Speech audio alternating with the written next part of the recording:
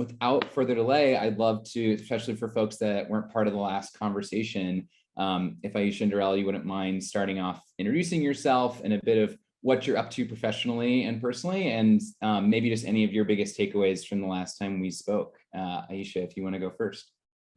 Sure. Thank you, Mitch, and thanks for having us again. I am Aisha Alexander Young. I am a great many things. I'm a mom. I'm a community organizer. I like to say that I'm a context connector for folks. I am a person who cares deeply around racial justice and equity. And right now I do that through my role of CEO at Giving Gap, which is an organization that is working very hard to close the racial equity funding gap for nonprofits, particularly Black-founded nonprofits who receive a very small percentage of the over $400 billion that's donated to charities annually. I'm so excited to be back and have this conversation again. I think if I were to name a couple of takeaways, there's a couple that I would point to. One, I just think that the Pine community is amazing. I had so many folks reach out on LinkedIn, post the last conversation, asking questions and wanting to engage. We saw other organizations joining our platform. We have the only platform that collects data on Black-founded nonprofits, and we saw a number of organizations join our platform. So that's one. The second, I think, is a takeaway that I would share for other nonprofits. You know, we're in part having this part two of this conversation because Darrell was like, we need to focus on what Giving Gap is doing and talk more about their work because it's so important. And I bring that up as advice for other nonprofits because Darrell and his colleagues at Microsoft were, some of our early supporters. And sometimes when you're in the nonprofit space, you get a little bit nervous about reaching back out. You don't want to be a pest and you want to be annoying, but like there's people that are waiting to support you in your work, and you have to make sure that you're going back and making those connections. And so I think that's my key takeaway that I would share with other nonprofits. I love that. Love persistence. Great message, Aisha, and excited to dig into all that stuff today. Darrell, you mind introducing yourself again?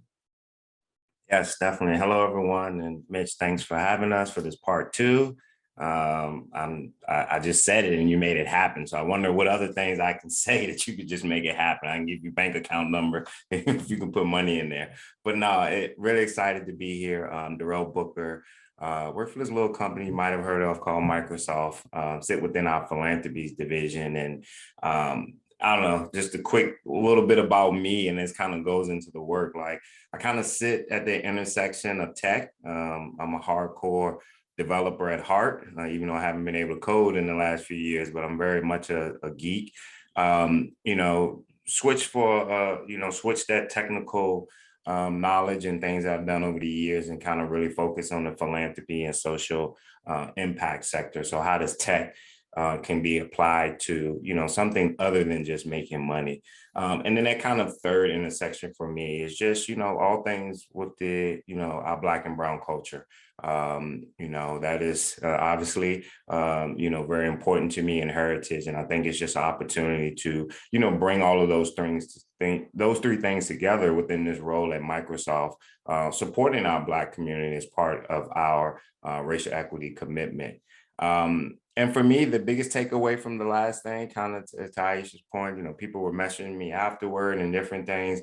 My biggest takeaway is we just need to keep having these conversations. So, thank you for, doing this part two. I think sometimes we think you put something out in the atmosphere and everybody just is going to see it that first time and gravitate to it. We really have to be intentional and repetitive to be able to see the difference in the change that we're looking for. Awesome. Well, thank you both this is easy for me. I love getting to host these conversations. So happy to host this again and bring folks together.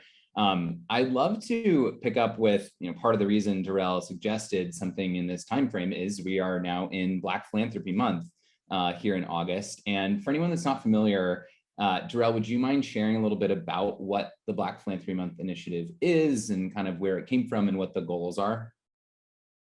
Yeah, and honestly, to be really transparent, I have this desire to connect with the actual creators of this month, which I haven't yet. And I'm going to make that a real focus for the next 11 months, so that next year we can really do something collaborative together. But, it's also coupled with, this is also, I believe, National Black Small Business Month. So if we think about just those two things together, it's a real intense focus within, those Black businesses. But as far as the philanthropy, those that are doing those philanthropic work. And it's also not only a celebration of those that are, those nonprofits that are deserving of the philanthropic dollars, but also a celebration of the actual, Black philanthropists and those who are actually, leading the forefront and, providing those much needed dollars to the community. So for me, when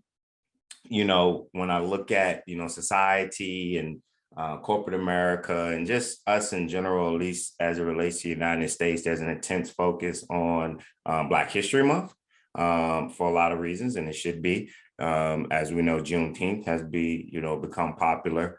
And I think this is, just another time to actually uplift the Black community and just the disparities and the needs that are there, which is why I really like this month of August. Not a lot competing with it. So I really love to just bring more awareness to this month, to this movement, so that we can really see some differences with those organizations. Awesome. Yeah, thank you for the context. Aisha, anything you'd add there about the event itself? Sure. So I'll give a quick shout out to Dr. Jackie Bouvier Copeland, who is the original founder, along with another 29 folks, mostly Black women, who founded Black Philanthropy Month about, I want to say 21 years ago. Had the opportunity to help celebrate with them last year. And so one of the things I would just name about Black Philanthropy Month is, as Darrell said, this celebration of Black philanthropy. And often when you think about a philanthropist, if I say the word philanthropist, the person that people probably picture in their mind is, probably not a Black person, probably like an older white gentleman, or it might be a celebrity, or somebody that's in the news for their philanthropy constantly. But what we don't realize is that Black philanthropy is one of our most time-honored traditions as a Black community. And the reason for that is that in times where our social systems were not meant for or weren't built to support Black communities, or in times where other communities have not shown up and supported Black communities, we were all we had. And so we had to have a tradition of philanthropy, and really Black philanthropy is what has fueled some of the closing of the economic wealth gap.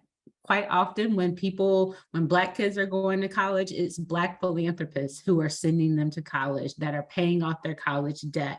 When Black businesses are started, often it's seeded, because we know that banks aren't giving Black folks loans. It is family philanthropy that is helping those businesses get started. When the housing is bought, we know that quite often there's Black philanthropy involved in helping people purchase homes. And so though we don't consider or think about it in that way, quite often some of the earliest examples of collective philanthropy in this country have happened. I'll go all the way back to the time of Reconstruction with the Free African Society. It was one of the first philanthropic societies in this country that helped newly formerly enslaved folks get their start as free people. And so it's just one of our most time-honored traditions, and so important history to lift up and also celebrate the work that's happening in the present around Black philanthropists. Well, I always appreciate a nice history lesson, so thank you for sharing that, Aisha. And one thing I also love about Black Philanthropy Month is they, as a group, always establish a new theme every year, a specific lens to focus on. And this year for 2022, the theme is Fierce Equity of Now, from Dream to Action. So I'd love to just hear from both of you, like what that conjures up for you, why you think that theme is important. Jarrell, I don't know what your reactions are to that. Oh, you're on mute, Jarrell. Sorry about that. Classic mistake. No, I'm gravitating towards the last part, which is, from dream to action. For me, it is just, thinking about everything that we would want to do and how we want to, end these inequities and level the playing field and all these words and all these things that we've been thinking about within our Black community. And, just hoped and dreamed that we had the resources and had the attention and had all of these things at our disposal. And it took a unfortunate act for us to get here, but we're now here. And now it's time to act.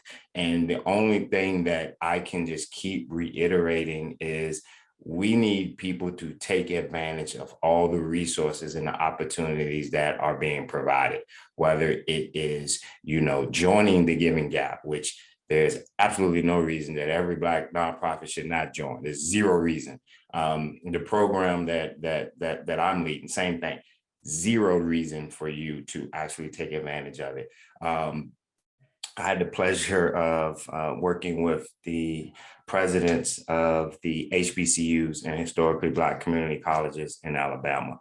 It's 15 of them, and that's the state with the most. And we've been doing some stuff and had opportunity in front of all of them, in front of a kind of quiet reception and very intimate reception. And I said, look, y'all, I need y'all to take advantage of what we have to offer. And I say that because, as much as I do not like to put things in the atmosphere, I have to be a realist that, all of the resources that is pouring into the Black community may not last for a very long time. So we have to realize that we've been dreaming and hoping to be on people's radar and hoping for certain opportunities and getting certain looks. We have to act right now. Yeah, and Aisha, what does the message this year mean to fierce equity of now, from dream to action? I echo many of the things that Jarrell said. Giving Gap was started in a moment immediately after the murder of George Floyd, when you had a number of people and organizations saying, I want to support Black-led causes. We had the murder of George Floyd, the racial justice uprising, the pandemic that was disproportionately impacting Black communities, but we also had Black organizations who were really leading the charge in that moment. And everybody wanted to support them. And people were like, what, who and where and how? And that's when we started to be able to find all of the Black-led organizations, Black-founded organizations, say, here they are, they need your support. Please give them your resources. And so when I think about this theme of fierce equity of now and dream to action, it's about turning that moment into a movement and making sure that all of the commitments and promises that were made in 2020, that those continue to come through for Black people and Black organizations and Black communities. And so it's about making sure that folks really, quite frankly, like keep that same energy that you had, all of that excitement that you had. Like, we have to apply the pressure, keep our foot on the gas and make sure that we're living up to those commitments, because if we don't, we'll find ourselves in these same moments again. Can I just add, there was two things she said: a movement, and we have to continue the movement. We have to continue. And the other phrase, keep that same energy. I've said it a long time. There was a lot of energy in the summer of 2020. I need that same energy 2 years later and for many years to come. And I guess it was something you brought up, Jarrell, that is interesting to me, and something, my next question was kind of around what this audience can be thinking about how to engage in Black Philanthropy Month. But what struck me was the fact that every Black-led nonprofit isn't on the Giving Gap yet, right? Or isn't taking advantage of all the resources that different programs have. Like, why do you think that is, Aisha? I guess from your strategic perspective as an organization, what do you think is holding people back? Is it just awareness, or other things that we can help with here on the call? Yeah, so I don't think that the organizations are the Black folks are held back. I think that so often we've been told no, our things haven't been created for us. The resources were not available for us, and so now is the opportunity to say we've created this community. It's a for us, by us community. It's Black founded, it's Black led, and it's for Black organizations and people. It's for everyone to support Black founded organizations and people, but this is a specific resource that has been created and is dedicated to the Black organizations that we know are doing incredible work, but have not received the share of resources that is necessary or that they deserve. And so I think it's a matter of ensuring, again, kind of going back to what we were just talking about, it's that the opportunities just haven't existed. It's not for lack of the organizations wanting to be able to take advantage of them. They just haven't existed. And now that they are, we need to make sure that people are aware and are able to take advantage of them. And also that they continue, because some of the things that I've seen happen in the past, there was another tragic murder that happened 10 years ago, the murder of Trayvon Martin, right? And we saw a ramp up of resources come around that time. And organizations were able to tap into those resources, and then they waned, they went away. And then some of the infrastructure that organizations were able to build, they weren't able to maintain and sustain. And so in time periods like this is about making sure that the resources that are promised are available and are continued to be made available, so we can close all of the different gaps and address the needs in communities. Hey, Darrell, what do you see as hurdles for people not yet always taking advantage of the resources that you have?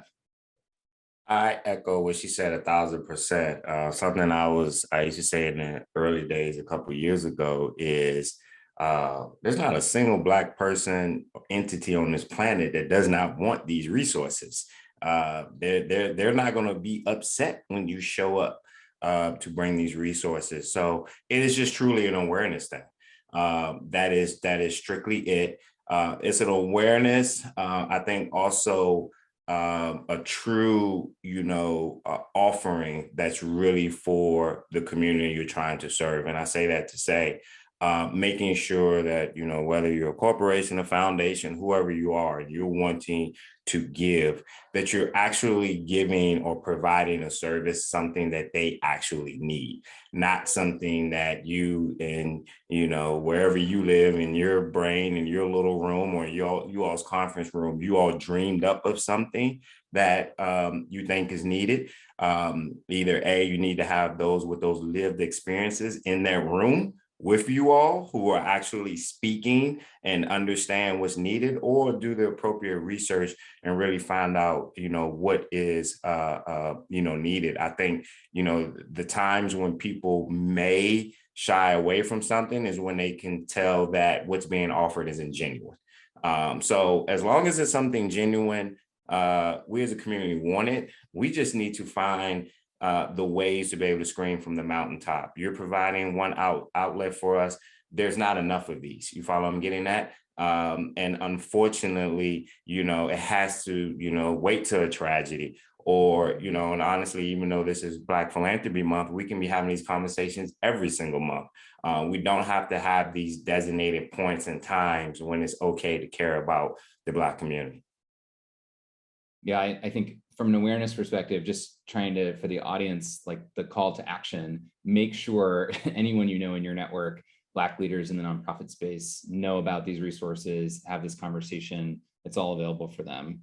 One other thing that I think would be helpful for companies or organizations who want to do a better job of recognizing Black Philanthropy Month, what is the right way to engage as either as a nonprofit or a company who wants to show their support, but maybe is new to the movement or new to this specific event in August? Aisha, do you have any advice for people? Sure, absolutely. So I do think that Black Philanthropy Month is often a time where people and organizations are kind of celebrating their commitments or things that they've done to support Black organizations, and also celebrating Black philanthropists. I love to see Black Philanthropy Month used as a time to announce and not just celebrate. So kind of going back to Darrell's point around it shouldn't just be like one moment in time. So instead of just saying, this month we're doing something for Black organizations and people, I love to see it used as a month to say, this is our big of an announcement of our initiative that is going to last some amount of time, focus on these communities. And it's not just going to be this one-time thing this month.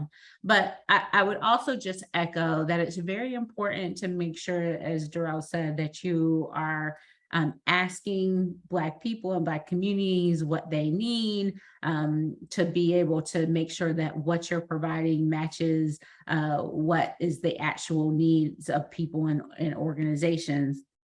And then again, it's really important to reframe narratives. And I talked about it in the beginning of this conversation, that we don't often think about Black people when we think about philanthropists. And so reframing those narratives and lifting up those stories, lifting up the Black folks that work in the philanthropic sector, because it's tough for us out here. Being able to lift up those people and celebrate their work and their contributions. A lot of the things that we're seeing, these landmark initiatives that we're seeing that are coming from both individual philanthropists, corporations, from foundations, were seated in some Black person's office. And so being able to lift those people up and celebrate their contributions, I think, is really important as well. I love that. Great advice. Mitch, can I add to that? Please. Or the part where you was like, corporations, people want to get involved, how do they? I think one of the things that, or two things that come to mind for me, there's been, a very much increased focus on our HBCUs, as it should be. And one of the organizations that we're partnering with is the 1890s Foundation, which is the 19 HBCUs that are part of the 1890s land grant. And most of these are in the Southeast and mostly in your rural areas. And this foundation was formed to have that collective voice. It's governed by the 19 presidents. And they're looking at it as, having buying power in numbers. So I say all that to say, if you're looking to specifically do something at HBCU, you have, no idea where to go, no connections. That is a great one-to-many stop to be able to get connected to that HBCU community. Those leaders can, like I said, really help you to identify what the HBCUs need instead of just, showing up with a big check. And then I think on the other side, for our nonprofits, and this may be leading into, our discussion later, is, working with an organization like Giving Gap, like what they're doing and providing not only just, the bare bones is the directory of these Black-led nonprofits, but they're doing a lot of work to really vet them and really help you to be able to understand who's doing what work and who needs what resources. So, I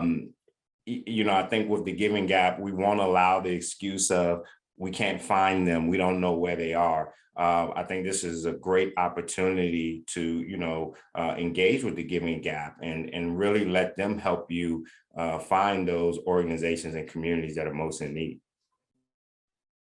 Yeah, and one component that I think maybe gets missed that you've both hit on it several times is just lifting up the Black philanthropists. It's not just Black-led organizations, but the donating power of individuals and communities in the Black community. What are ways that nonprofits is this like the right time to be celebrating those donors specifically, or maybe thinking of ways they can be more inclusive with their own donor engagement? To your point, if it's all built around a prototype or a stereotype of a philanthropist, are there ways that you've seen people better engage with people of color donating and supporting their organization, Aisha? That's a great question. So I think it's really important to make sure that you are getting to know your donors, and you don't leave out those small dollar amount donors, because they are the majority of philanthropy that's happening. It's not just corporations and foundations. And so creating, deep relationships with your donors and not overlooking, the fact that quite often it is Black philanthropy that's supporting Black founded and Black led organizations. So making sure that you're engaging and reaching out to them, and catering to them the same way that you're catering to other funders is an important thing to do. And it's come up several times now, and I would love to just spend next few minutes going through specifically what the giving gap is, like how people take advantage of it. I know you covered a little bit this last time, but could you recap for us, Aisha, how Giving Gap started, and kind of what your trajectory has been to today? Absolutely. So again, just recapping, we were founded in the moment, the wake of the murder of George Floyd, the summer of uprising, the racial justice summer, if you will, and the compounded, pandemic that was disproportionately impacting Black communities, but all communities. And we saw in that moment that it was Black organizations that were supporting and providing critical social services, that were organizing and doing racial justice work. We literally see Black nonprofits and Black founded and led nonprofits save a nation. And so many times over and over, we've seen this, but at the same time, we've recognized that that there's $400 billion given to nonprofits every single year, and a fraction of a percentage of that goes to Black organizations, these same organizations that the entire country was relying on.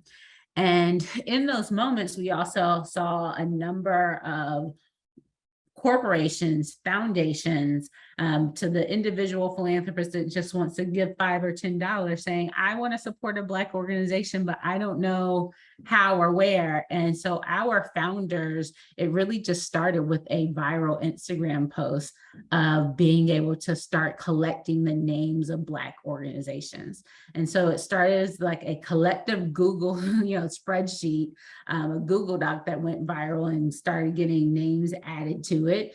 Of organizations. And then we found, this is necessary and this is valuable. We can't believe that there is not an organization dedicated to our way to actually find out who the Black founded and led organizations are across the country. There's no directory or vetted organization that vets organizations that are founded and led by Black people. And so from there, we became an official organization dedicated to closing the funding gap for Black organizations. And that's where Microsoft came in and helped us go from, something, a little spreadsheet to something that could be more organized and could be an actual, searchable directory that people could use to find organizations and donate towards organizations. And so what we say is, we help people discover, learn about, and donate to Black founded organizations. That can happen online through our platform, but it also happens offline. I have people, foundations calling me saying, can you help us locate the organizations that are doing this work? I have very large donors who will call me and say, I know I want to support Black women who are doing work in the arts. Can you help me find those organizations? I had somebody in last December give $25,000 to 10 very small organizations offline, just finding them through our platform. We have corporations and foundations who come to us and say, we're going to run a grant program that's dedicated to Black organizations, but we don't know who any of them are. Could you help us run that program and get these millions of dollars out to these Black founded organizations? And we say, yes, absolutely, because we want to make sure that the funding gap is closed. and that Black organizations are getting the resources that they deserve. And so mainly that is happening through us collecting data about Black organizations and then connecting that data and providing that data to philanthropists, whether it's the person that wants to give $15 a month through our website or through our platform, or it's a individual philanthropist that wants to give, millions of dollars through their DAF, or a corporation who wants to run a multi-million-dollar grant program. Awesome. Thank you for recapping that. And Jarrell, I know Aisha mentioned the Microsoft's early involvement, but you personally, do you remember how you first heard about the program and kind of what you did in the early days? Yeah, Aisha was talking about the founders, Christina and Stephanie, and I got connected with them. So somehow, I don't know how, but they got connected with some of our philanthropies team. And I literally felt like we were like starting these things at the same time. And immediately they said, you need to talk to Darrell because he's spinning up this particular program. And it was, we were on the same mission, because in the very early days of the program, I thought I was going to do a little bit more direct targeted outreach to Black nonprofits. So I'm frantically looking for, where's the list of Black nonprofits? Oh, it does not exist. You know what I mean? That's not a thing.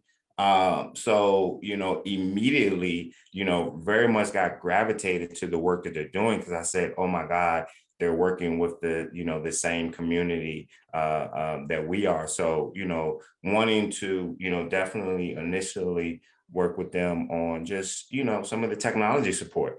I don't know if I should mention it, but I think this literally started with the Google Sheet. But, that was the technology at first. Was literally, like she said, crowdsourced, viral campaign on Instagram or whatever, and just capturing these organizations in a spreadsheet. But how do we then take that, build a proper technical infrastructure to really take them to the, the next levels that they're at, and just everything that they're doing. And then I also wanted to say, I think it's very important to really shine light on all of these organizations that people do not know exist. If you're not in philanthropy, social impact, you're not in, some type of human or social services, people just have no idea the number of nonprofits and community-based organizations across this country that are doing such great work. And, it pains me, when I talk to someone, and sometimes it's like other corporations, you want to do some work, and they'll always say, oh, the Boys and Girls Club.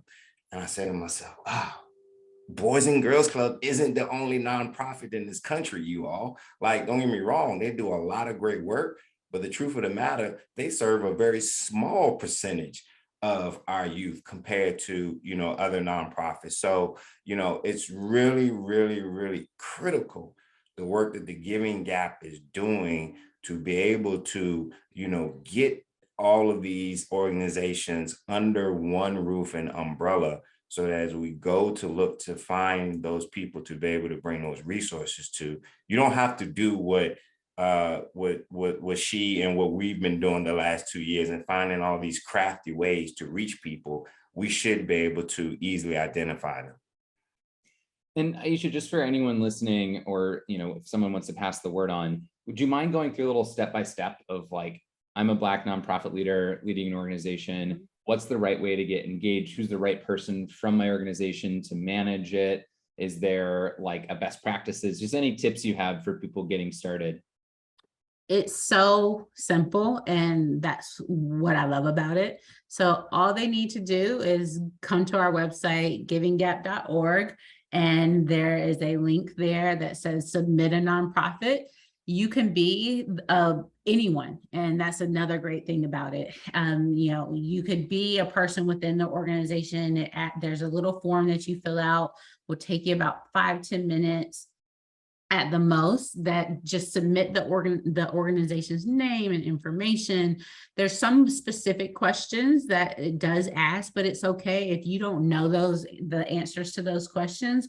We'll reach out to the nonprofit and make sure that we can find out the answer. So you can certainly be a Black founder or a staff member of a Black founder-led organization and submit the form very easily. But you can also be a person in the community that says, I know about this organization and I just want to make sure that they're on the platform, and go ahead and submit them. And then we'll go out and find out their information, the information that you don't know about them. Can I echo that last point? I mean, so many of these nonprofits are understaffed and under resources. They're doing 1,000,001 things. And in our mind, it's like, oh, let me send them this link and tell them to sign up for Giving Gap. Just as much energy it tells you to send them that link and explain what Giving Gap is, to her point, you can fill out the form for them. And I think that's really, what we need is just, that would help with the awareness if just everybody kind of joins in together, all together on this effort. Yeah, I love that. I think people really underappreciate, and back to when you mentioned hurdles, even taking advantage of free resources that are out there, and that's totally one, is that you're just day-to-day firefighting so often and really stretched that it can fall to the bottom of your to-do list. So that's a great way that anyone on the call can do their part and kind of take some work off of someone's plate to get them access to this. And there was a question that came up in the chat too from someone who mentioned their organization is on the list, and they're wondering, like, okay, now that I'm on, what's the best way to be getting noticed or getting more funding through the platform? Are there any tips or tricks that you have for ongoing engagement, Aisha?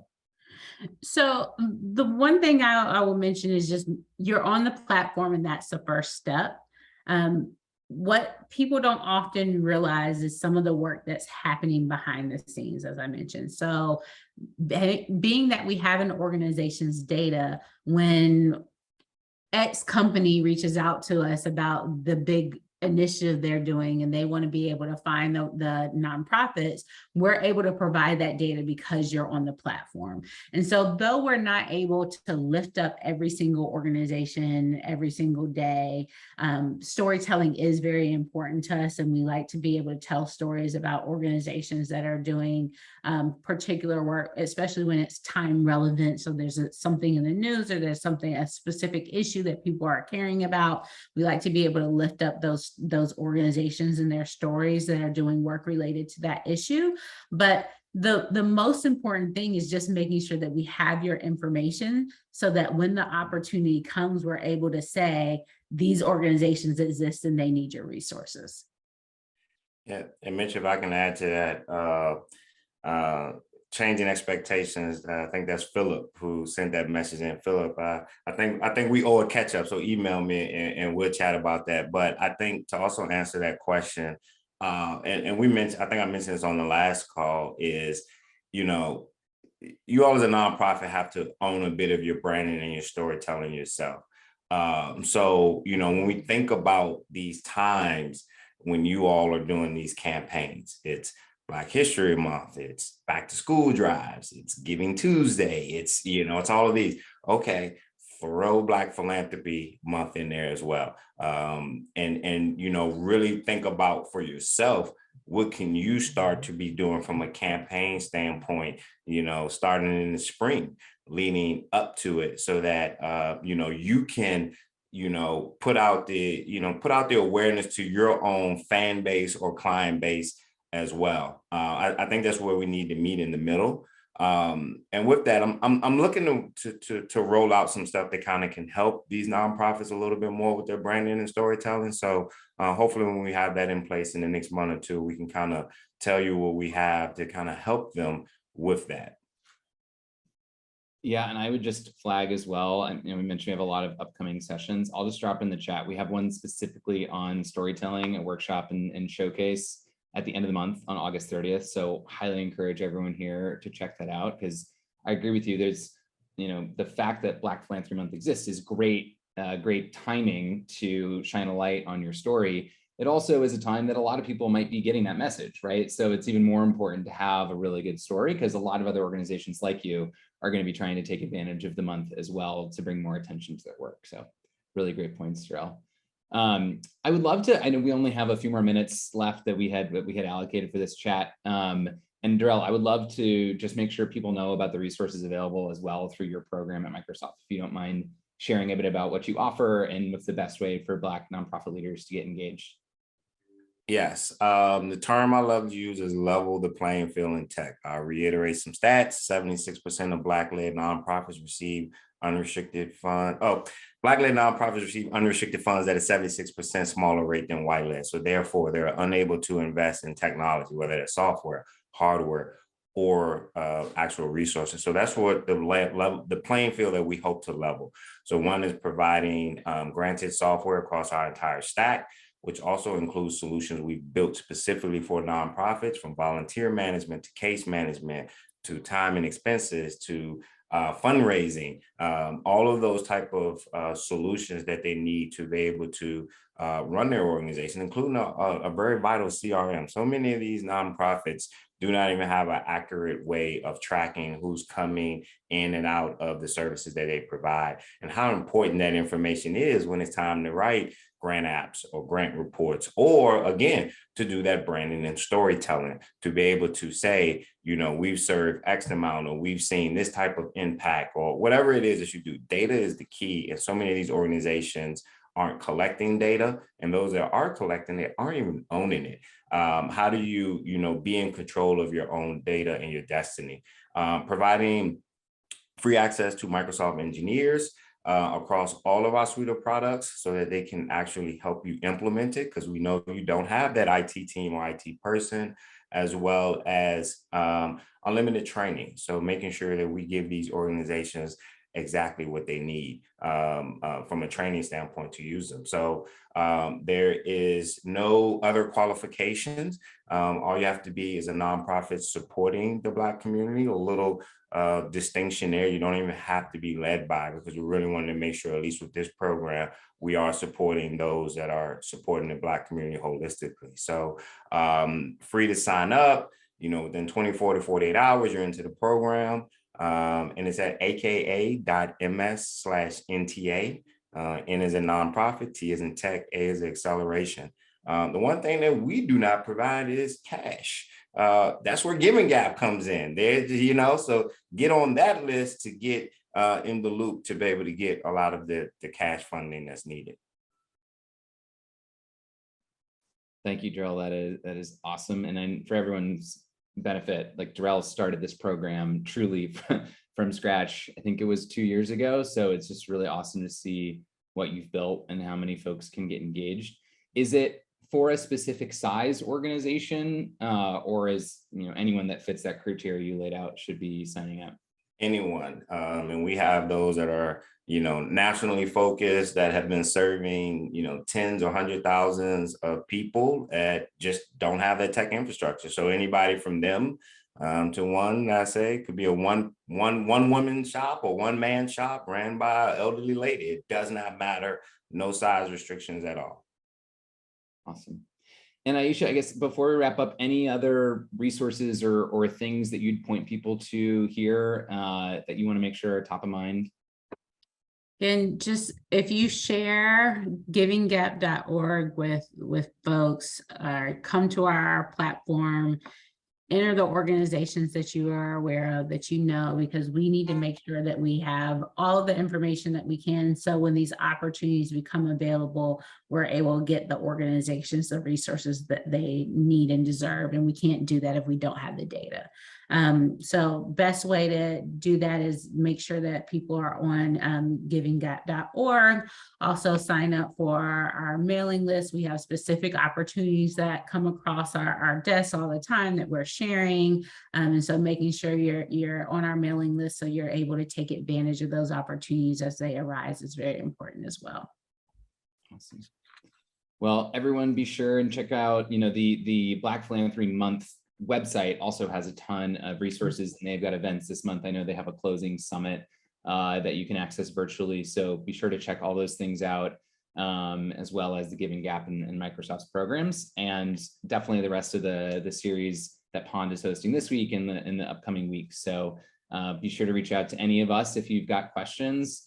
or any feedback on anything that we can do or further conversations you want to see. This is obviously meant for you all that are joining us. So excited to hear what we can discuss next. So thank you, Darrell. Thank you, Aisha, again for making the time. This was wonderful. Thank you. Thank you. There, you don't even have to be led by, because we really wanted to make sure, at least with this program, we are supporting those that are supporting the Black community holistically. So free to sign up, within 24 to 48 hours, you're into the program. And it's at aka.ms/NTA. N is a nonprofit, T is in tech, A is acceleration. The one thing that we do not provide is cash. That's where Giving Gap comes in. There, so get on that list to get in the loop to be able to get a lot of the cash funding that's needed. Thank you, Darrell. That is awesome. And then for everyone's benefit, like Darrell started this program truly from scratch. I think it was 2 years ago. So it's just really awesome to see what you've built and how many folks can get engaged. Is it for a specific size organization, or is anyone that fits that criteria you laid out should be signing up? Anyone, and we have those that are nationally focused, that have been serving tens or hundred thousands of people that just don't have that tech infrastructure. So anybody from them to one, I say, could be a one woman shop or one man shop ran by an elderly lady. It does not matter. No size restrictions at all. Awesome. And Aisha, I guess before we wrap up, any other resources or things that you'd point people to here that you want to make sure are top of mind? And just if you share givinggap.org with folks, come to our platform, enter the organizations that you are aware of, that because we need to make sure that we have all of the information that we can. So when these opportunities become available, we're able to get the organizations the resources that they need and deserve. And we can't do that if we don't have the data.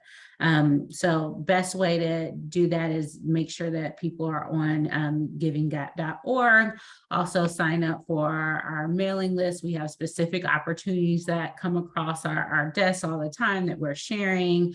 And so making sure you're on our mailing list so you're able to take advantage of those opportunities as they arise is very important as well. Awesome. Well, everyone be sure and check out, the Black Philanthropy Month website also has a ton of resources, and they've got events this month. I know they have a closing summit that you can access virtually. So be sure to check all those things out, as well as the Giving Gap and Microsoft's programs, and definitely the rest of the series that Pond is hosting this week and in the upcoming weeks. So be sure to reach out to any of us if you've got questions or any feedback on anything that we can do or further conversations you want to see. This is obviously meant for you all that are joining us. So excited to hear what we can discuss next. So thank you, Darrell. Thank you, Aisha, again for making the time. This was wonderful. Thank you. Thank you.